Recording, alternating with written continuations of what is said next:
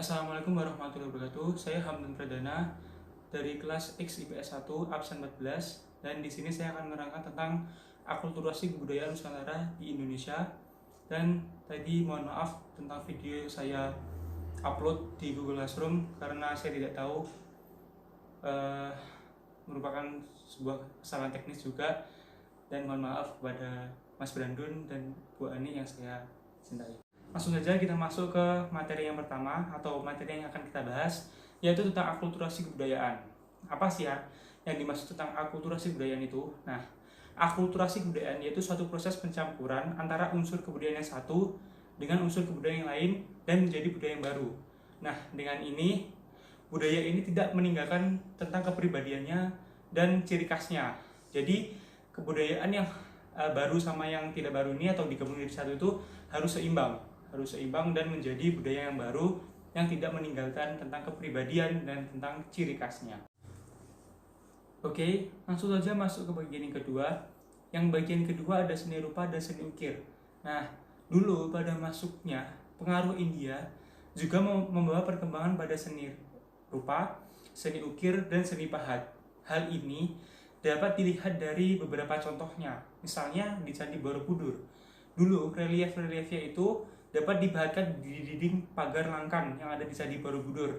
Nah, di situ terdapat riwayat Sang Buddha juga, ukiran riwayat Sang Buddha, ada yang dari semacam lingkungan yang mengisahkan lingkungan sekitar rumah panggung, pokok lingkungannya gitu. Terus pada relief Karamakara juga, pada candi ini juga sangat indah. Hiasan relief Karamakara dasarnya adalah motif binatang dan tumbuh-tumbuhan. Hal semacam ini sudah dikenal sejak zaman sebelum Hindu. Itu merupakan salah satu pengertian dari seni rupa dan seni ukir. Yang nomor 3 ada seni sastra dan seni aksara. Nah, di sini pengaruh India itu sangat membawa sekali seni sastra dan seni aksara itu. Dulu ada dua macam seni sastra dan aksara, yaitu prosa sama tembang. Nah, kesusahan juga itu dikelompokkan. Ada 3 kelompokan, ada tutur atau pitutur keagamaan, terus kitab hukum, dan ada juga wiracarita atau kepahlawanan. Nah, di sini tumbuh kembang wiracarita itu bisa dilihat dari salah satu contohnya yang sangat terkenal, bahkan di serial TV Antv itu juga ada, yaitu Ramayana dan Mahabharata. Nah, selain itu juga ada pagelaran wayang kulit yang sangat dominan di adat Jawa, dan menurut saya itu sangat memiliki nilai edukatif atau pendidikan yang cukup tinggi untuk ditampilkan dari seni sastra atau aksara ini. Lanjut yang nomor 4, yaitu tentang sistem kepercayaan. Jadi, sistem kepercayaan dulu pada masa praaksara pun orang sudah mengenal tentang simbol-simbol filosofis. Nah, contohnya pada kematian. Nah, ada 2 contoh kematiannya. Yang pertama itu pada dulu orang meninggal disertai dengan benda di dalam kuburannya. Bisa berubah tentang perhiasannya juga, atau benda yang dulunya disayangi atau dirawat oleh yang orang meninggal itu.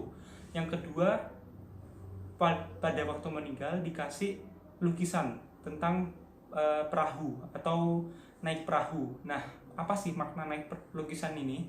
Maknanya adalah sebagai tempat tujuan yang membahagiakan, yaitu alam baka. Nah, oleh karena itu pun roh nenek moyang dipuja oleh orang yang masih hidup atau yang bisa disebut animisme. Nah, pada dulu pengaruh India pun tidak punah karena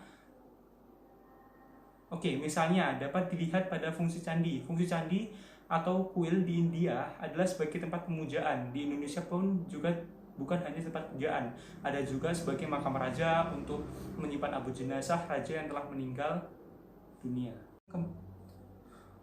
Yang kelima adalah sistem pemerintahan.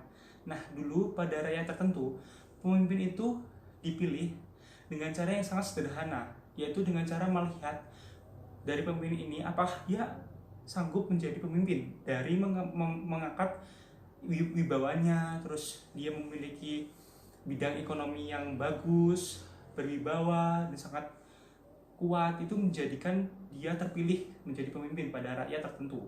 Nah, waktu masuk pengaruh India, sistem pemerintahan itu sangat berbeda jauh, karena yang dulunya hanya pemimpin sekarang menjadi yang namanya raja dan sebuah kerajaan.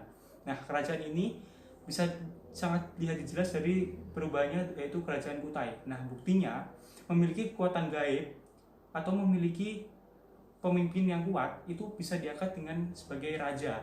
Nah, raja ini kalau nantinya mati akan dibuja-buja dan roh-rohnya itu akan dibuja-buja dan dianya disembah waktu meninggal.